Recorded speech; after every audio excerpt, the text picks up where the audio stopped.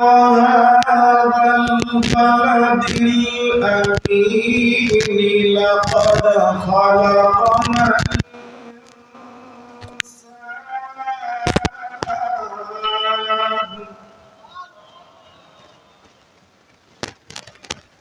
لقد خلقنا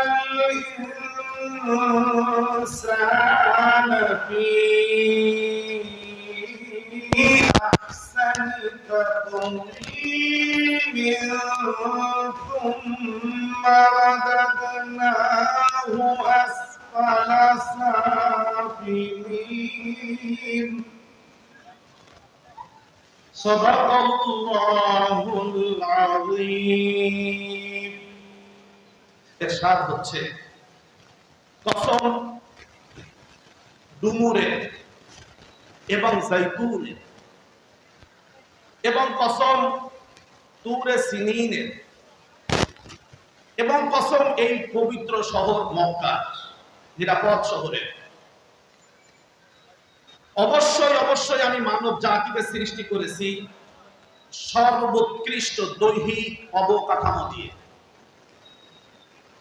অতঃপর এই মানুষকে আমি আবার নিকৃষ্টতার চরম গভীরে নিক্ষেপ করি।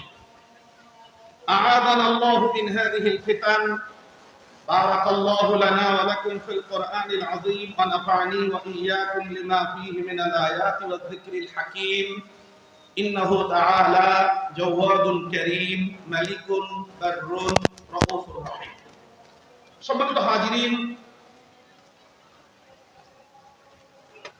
যেহেতু আমাদের এখানে আজান হবে, নামাজ হবে, সেজন্য আমরা ওই আজানের জবাব দিচ্ছি না। আমাদের এখানে নামাজ হবে 9টায় গতকালকে ইনশাআল্লাহ।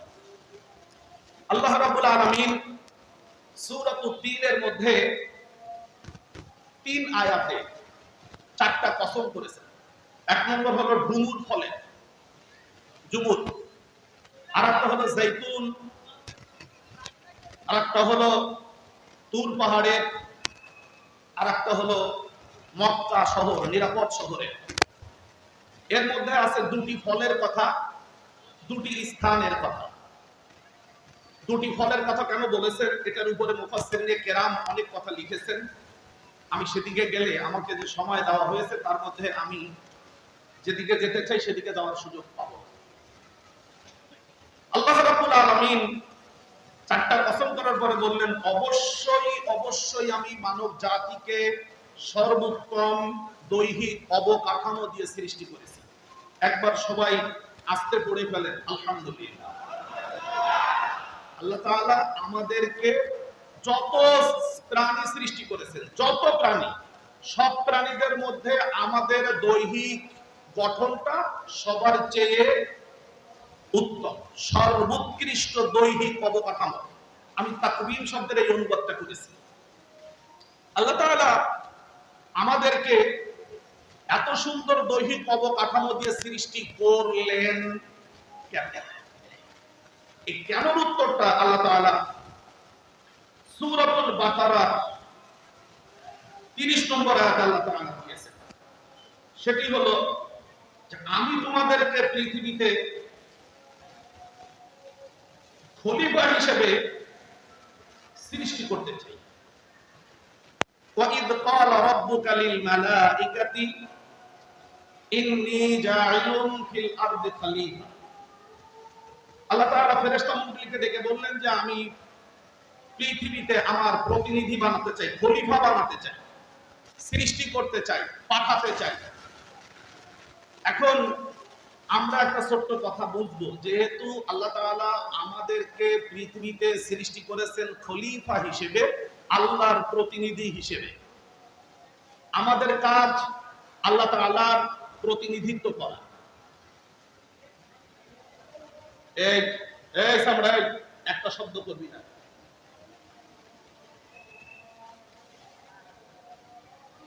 এটা ওয়াজ মাহফিল, এটা কোরআনের তাফসীরের ক্লাস। একটা শব্দ হবে না, মনে থাকলে বসবে, না হলে মুশুদ্ধ ফ্রম হিয়ার টু দেয়ার। আল্লাহ রাব্বুল আলামিন আমাদেরকে খলিফা হিসেবে সৃষ্টি করেছেন। কি হিসেবে? খুব মনোযোগ দিয়ে কথাগুলো বুঝবেন। আমরা যে খলিফা, তো খলিফার খেলাফতের দায়িত্ব পালন করতে গেলে দেহের মধ্যে যে সমস্ত যোগ্যতা লাগবে সেই সকল যোগ্যতা আল্লাহ আমাদেরকে দিবেন কি দিবেন না? আল্লাহ তাআলা আমাদের দেহের মধ্যে দৈহিক গঠনে সেই যোগ্যতা দিয়েছেন, মেধাগত সেই যোগ্যতা আমাদেরকে দিয়েছেন, বুদ্ধিবৃত্তিক যোগ্যতা আমাদেরকে আল্লাহ সেভাবে দিয়ে এরপর আল্লাহ তাআলা বলেছেন আমি তোমাদেরকে পৃথিবীতে খলিফা হিসেবে পাঠালাম। আমাদেরকে আল্লাহ তাআলা খলিফা হিসেবে সৃষ্টি করলেন, দৈহিক গঠন দিলেন, কিন্তু আমরা সেই খলিফা হিসেবে যদি দায়িত্ব পালন না করি তাহলে আল্লাহ তাআলা আমাদেরকে যে উদ্দেশ্যে সৃষ্টি করছেন সেটা কি পালন হবে? বুঝতে কষ্ট হচ্ছে না তো আপনাদের? বাস, এইবার আল্লাহ তাআলা বলছেন যে যদি খেলাফতের দায়িত্ব তোমরা পালন করো তাহলে তোমরা অনেক সম্মানিত হবে, আমি তোমাদেরকে অনেক সম্মান দিয়ে দেব। আর যদি খেলাফতের সেই দায়িত্ব পালন না করো তাহলে এই দেহের সুন্দর দৈহিক অবকাঠামোকে তোমাদেরকে দিয়েছি ঠিকই, কিন্তু আমি তোমাদেরকে এমন নিম্ন স্তরে নামায় দেব যে তোমরা তখন হবে পৃথিবীতে সবথেকে নিকৃষ্ট প্রাণীদের কাতারে। লেভেল পয়েন্ট, আমরা সুন্দর দৈহিক কাঠামো পেয়েছি, আমরা যা খুশি তাই করতে পারি, সেটা আমি একটু পরে বলতেছি। আমাদেরকে আল্লাহ তাআলা দায়িত্ব দিয়েছেন তার খেলাফতের, আমরা যদি তার খলিফা হিসেবে দায়িত্ব পালন করি তাহলে আল্লাহ আমাদেরকে সম্মানিত করবেন এবং তার কাছে নিয়ে জান্নাতের মেহমান বানাবেন। যদি আমরা আল্লাহর সেই খেলাফতের দায়িত্ব পালন না করি, সবকিছু পাওয়ার পরে থাকার পরেও, তাহলে আমরা দায়িত্ব পালন না করার অপরাধে জাহান্নামী হব। এবার একটু নিজেদের মিলাবো, আমরা কি আসলে পৃথিবীতে আল্লাহ তাআলা যে আমাদেরকে খলিফা হিসেবে দায়িত্ব দিয়েছেন তা কি আমরা পালন করতেছি? গায়ে না পড়ে যায় সেইভাবে আসতে বলবো, আমাদের দুর্বলতা যেন অন্য কেউ টের না পায়। আমরা কি আল্লাহর খলিফা হিসেবে দায়িত্ব পালন করি? কার খলিফা হিসেবে দায়িত্ব পালন করতেছি? শয়তানের। কার? তাহলে আল্লাহ তাআলা আমাদেরকে যা দিলেন, কি দিলেন দেখুন, সূরাত বনী ইসরাঈল 17 নম্বর সূরা আয়াত 70, আল্লাহ তাআলা বলেছেন ওয়ালাকাদ কাররামনা বনী আদম ওয়া হামালনাহুম ফিল বাররি ওয়াল বাহরি ওয়া রাযাকনাহুম মিনাত তাইয়্যিবাত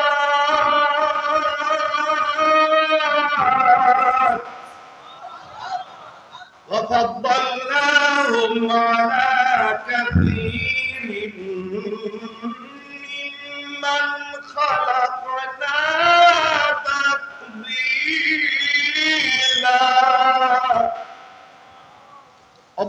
অবশ্যই আমি আদমের সন্তানদেরকে সৃষ্টি করেছি, সৃষ্টি করে শুধু রেখে দেয় নাই, কাররাম না, আমি তাদেরকে সম্মানিত করেছি। আসতে পারি, আমি তাদেরকে সম্মানিত করেছি। ওয়াহামালনাহুম ফিল বাররি ওয়াল বাহরি, আমি এই মানব জাতিকে যেমন করে তারা সমুদ্রের মধ্যে চলাফেরা করতে পারবে, পানিতে চলতে পারবে, ঠিক তেমনি ভাবে আমি তাদেরকে ডাঙায় মাটির উপরে চলাচল করার যোগ্যতা দিয়েছি। খুব মনোযোগ দিয়ে কথাগুলো বুঝবেন।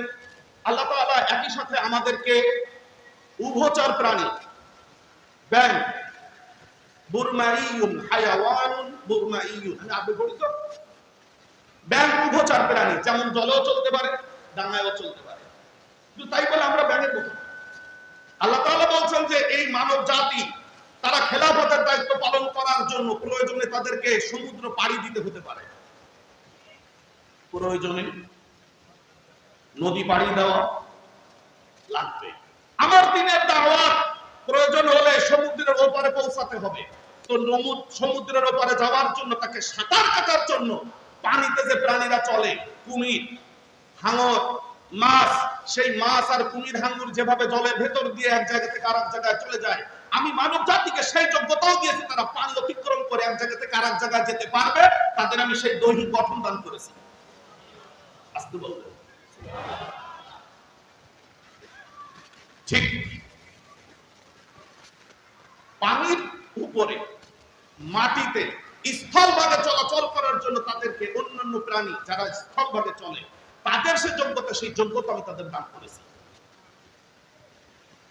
কয় ধরনের প্রাণীদের দান করেছেন আমাদের আল্লাহ তাআলা যোগ্যতা? দুই ধরনের। এক হলো যারা চলে চলবে, যারা স্থলে চলবে। কেন? খেলাফতের দায়িত্ব পালন করতে গেলে শুধুমাত্র আপনার আমার ডাঙ্গায় স্থলভাবে চললে হবে না। খুব মনোযোগ দিয়ে দেখবেন, আমরা গাছে চড়তে পারি? বলবেন পারি? বানরের মতো জাপান, চায়না, মালয়েশিয়া, ইন্দোনেশিয়ার ওরা গাছের ফল পড়ার জন্য বানরকে ব্যবহার করে। অল্প খরচে ফল পড়া কাজ হয়ে যায়। আমাদের দেশে এখন, আমি যেহেতু রামপালের মানুষ, সেদিন গেছিলাম বাড়িতে, একটা নারকেল গাছ থেকে নারকেল পড়া, একটা ছেলে ডেকে এলে বলতেছে যে 80 টাকা দিতে হবে। আমি মাত্র তা যদি না দিই তাহলে একটা নারকেল দেবে। চায়নাওয়ালারা কি করছে? বানরকে প্রশিক্ষণ দিয়েছে গাছে উঠতে। আমরা গাছে উঠতে পারি কিনা? আমরা দুই পায়ে চলতে পারি কিনা? আমরা চার পায়ে হাত দিয়ে পা দিয়ে চলতে পারি কিনা? আমরা সাপের মতো চলতে পারি কিনা? দুই সাপের মতো চলতে পারি কিনা? এই যোগ্যতা কে দিয়েছেন আমাদের? কেন কেন দিয়েছেন? উত্তরটা এখন বলবেন কেন দিয়েছেন। আমরা যেন পৃথিবীতে খেলাফতের দায়িত্ব পালন করতে গিয়ে কোরআনের আইন পৃথিবীতে প্রয়োজনে প্রতিষ্ঠা করতে গেলে প্রয়োজনে আমরা সাপের মতো বুক ঘুষে চলবো, প্রয়োজনে দুই সাপের মতো ক্রলিং করব, প্রয়োজন হলে আমরা সমুদ্রের মধ্যে প্রয়োজন হলে গাছ বেয়ে।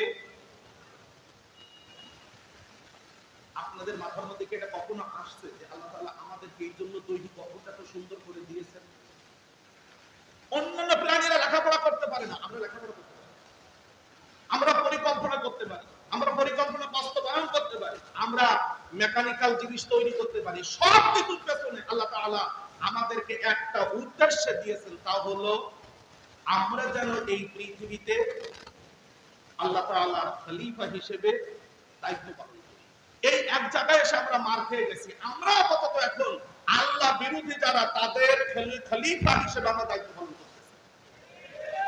তাদের হুকুম বাস্তবায়নের জন্য আমরা উঠে পড়ে লেগে গেছি। আমাদের উঠা বসা, চলাফেরা, খাওয়া দাওয়া সবকিছু আমরা আল্লাহ বিরোধীদের কাজে এখন করে যাচ্ছি। রাগ করবেন না, এটা সুন্দর করে কোরআনে বলা আছে, সুম্মা রাদাদনাহু আসফালা সাফিলিন। তোমরা যারা খেলাফতের দায়িত্ব পালন করার জন্য পাওয়া যোগ্যতাকে কাজে লাগাবে না, তখন আমি তোমাদেরকে যেমন ভালো করে বানিয়েছি ঠিক তেমনি ভাবে পৃথিবীর নিকৃষ্ট স্থানে আমি তোমাদেরকে নামিয়ে দেব। সেই ক্ষমতাও আমি আল্লাহ তাআলা রাখি। পারেন আল্লাহ, পারেন উঠাতেও পারেন, নামাতেও পারেন।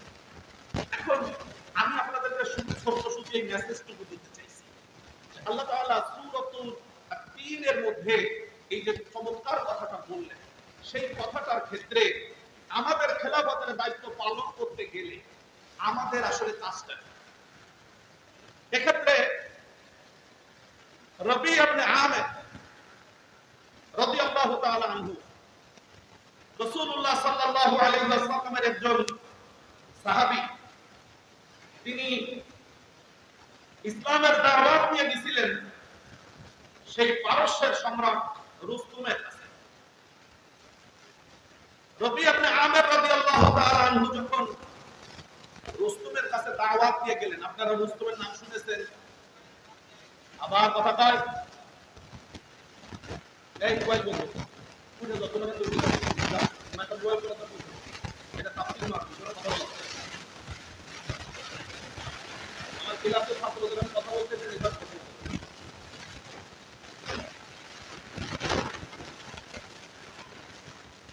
রবি ইবনে আমির রাদিয়াল্লাহু তাআলা আনহু রুস্তুমের দরবারে হাজির হলেন। রুস্তম তো যেমন স্বাস্থ্য তেমনি উঁচু লম্বা, চোখ দুটো বড় বড় লাল। তার কাছে তিনি অনুমতি চাইলেন, দোভাষীর মাধ্যমে অনুমতি দিল। তিনি ঢুকলেন, ঢুকার পরে রুস্তম দোভাষীর মাধ্যমে জিজ্ঞেস করলো কি চায়। রাসূলের সাহাবী উত্তরে বললেন, আল্লাহু ইবতাআসানা, লিনুখরিজা ইবাদাল্লাহি মিন ইবাদাতিল ইবাদ ইলা ইবাদাতিল্লাহ ওয়া মিন বাকিদ দুনিয়া ইলা ওয়াস'িল আখিরাহ ওয়া মিন জাওরিল আদিয়ান ইলা আদলিল ইসলাম। তিনি বললেন আল্লাহ তাআলা আমাদেরকে প্রেরণ করেছেন। আজকে যে কথাটা আপনাদের উপরে দায়িত্ব, আমার উপরেও দায়িত্ব, সেই কথাটাই আপনাদেরকে বলতেছি। তিনি সেদিন বললেন আল্লাহ তাআলা আমাদেরকে প্রেরণ করেছেন পৃথিবীতে যেন আমরা আল্লাহর বান্দাদেরকে বান্দার গোলামি থেকে বের করে আল্লাহ তাআলার ইবাদত করার জন্য স্বাধীনভাবে ছেড়ে দিতে পারি। লিনুখরিজা মান শাআ মিন ইবাদাতিল ইবাদ ইলা ইবাদাতিল্লাহ। চমৎকার একটি কথা যেটা আল বিদায়া ওয়ান নিহায়া ইতিহাসের গ্রন্থে উল্লেখ করা হয়েছে। আমরা এসেছি মানুষদেরকে মানুষের গোলামি থেকে বের করে আল্লাহর গোলাম বানানোর জন্য। আপনারা কি আমার এই ছোট্ট বাক্যটা বুঝতে পেরেছেন? আমি বলি, আপনারা একটু আমার পরে বলবেন। আবার আল্লাহর বান্দাদেরকে মানুষের গোলামি করা থেকে মুক্ত করে আল্লাহর গোলামি করানোর জন্য। আমরা কার গোলামি করতেছি এখন? মানুষের গোলামি করতেছি। রাগ করবেন না। আমরা এখানে যারা বসে আমরা সব মানুষের গোলাম, আমরা আল্লাহর গোলাম না। কেন? আপনারা একটা জায়গায় গিয়ে আটকে যাবেন। বাংলাদেশে সংবিধান আছে না? আমাদেরকে ধরা হবে কি দিয়ে? সংবিধান দিয়ে। দেখেন না, যেই যখনই কেউ কিছু বলে তখন বলে এরা সংবিধান মানে না। সংবিধান কারা বানাইছে? মানুষেরা। তাহলে মানুষেরা মিলে একটা আইন তৈরি করে গোটা দেশের মানুষকে ওই আইনের জেলখানে আটকে দিচ্ছে।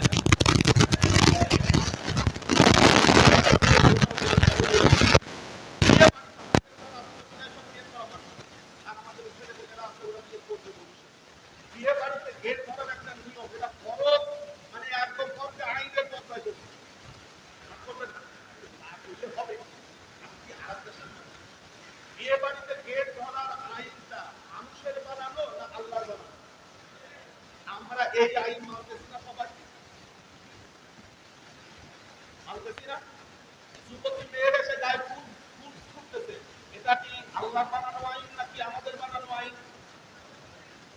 এই মানুষের তৈরি করা আইনে জেলখানায় আমরা বন্দী। এখান থেকে রাসূলুল্লাহ সাল্লাল্লাহু আলাইহি ওয়াসাল্লাম তার সাহাবায়ে কেরামদের শিক্ষা দিয়েছিলেন যে মানুষেরা মানুষের জেলখানায় বন্দী। মানুষের এখান থেকে বের করে উন্মুক্ত ময়দানে আল্লাহর বান্দা হিসেবে আল্লাহর ইবাদত করার জন্য ছেড়ে দিতে এসেছি। আপনারা বুঝতে পারেন, বাংলাদেশে আমরা যা দেখতেছি, আমার 56 বছর বয়সে একদম টুকটাক বুঝি না তা না, যথেষ্ট 77 সালের অনেক কিছু স্মরণে আছে। হালকা পাতলা বুঝি। মানুষের গোলামি ছাড়া আমরা কার গোলামি করতেছি?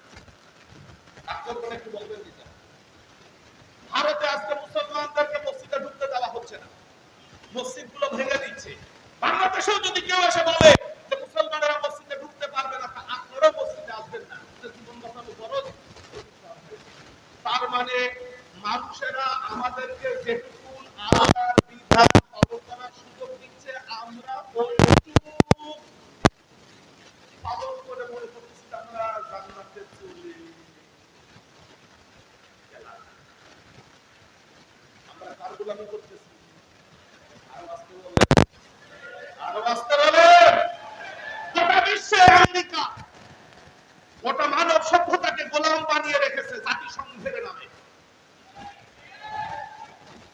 ভারত চেয়েছে আমাদেরকে স্বাধীন করে তাদের গোলাম বানিয়ে রাখতে।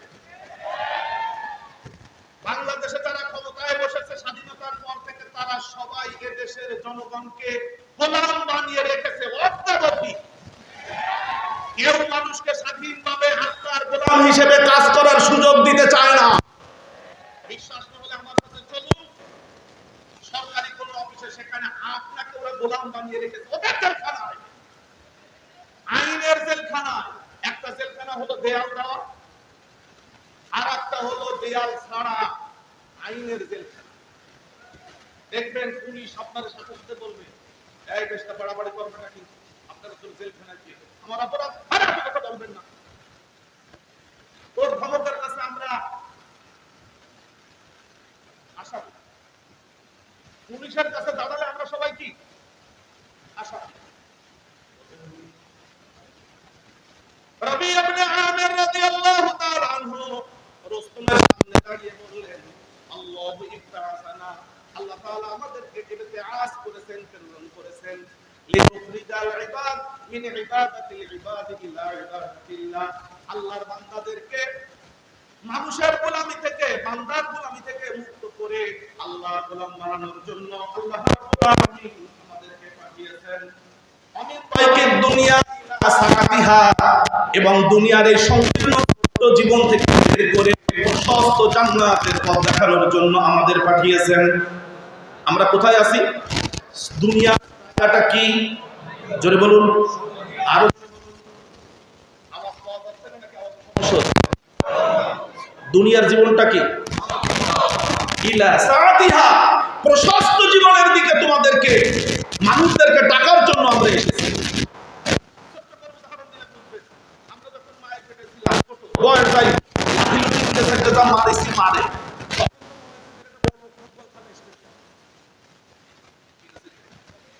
ওই জায়গাটা আমাদের কাছে তখন মনে হচ্ছিল অনেক প্রশস্ত।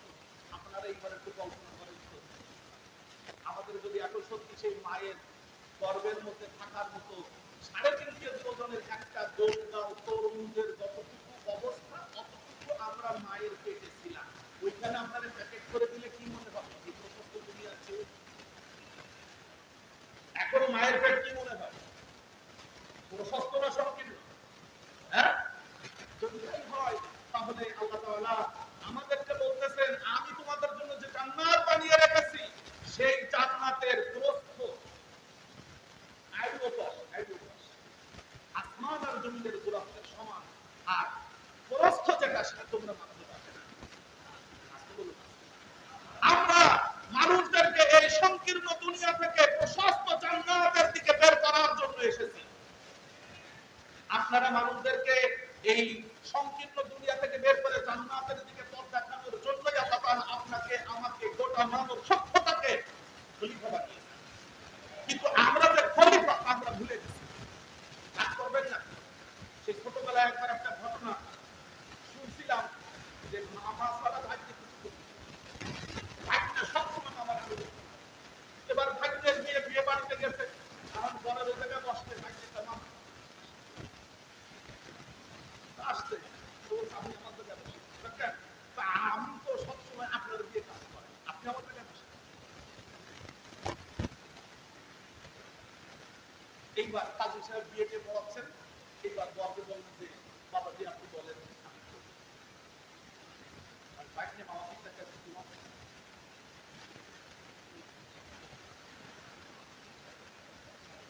আমার আগ করে বলতেছে তুই তো বল, আমি তো আর বল, তুই ভুলে গেছিস যে তুই বল। আজকে যে আমরা পৃথিবীতে জান্নাতি বল, এই কথাগুলো আমরা ভুলে গিয়েছি। আমরা শয়তানকে বলতেছি যে তুই কবুল কর। আমিন জাউলিল আদিয়ান ইলা আদলিল ইনসাফ, ধর্মীয় অত্যাচার থেকে মানব সভ্যতাকে মুক্ত করে ইসলামের ন্যায় বিচারের দিকে আমরা বের করার জন্য এসেছি। এই কথাগুলো যখন তিনি বলতেছিলেন রুস্তুমের সামনে, রুস্তম যখন অনুগমনের মাধ্যমে জানলো যে এমন সুন্দর সে দাওয়াত দিচ্ছে, যে আল্লাহ তাআলা আমাদেরকে সেজন্য একটা দ্বীন দিয়েছেন, ফাআরসালনা বিদীনিহি ইলা খালকিহি লিনাদরুহুম ইলাইহি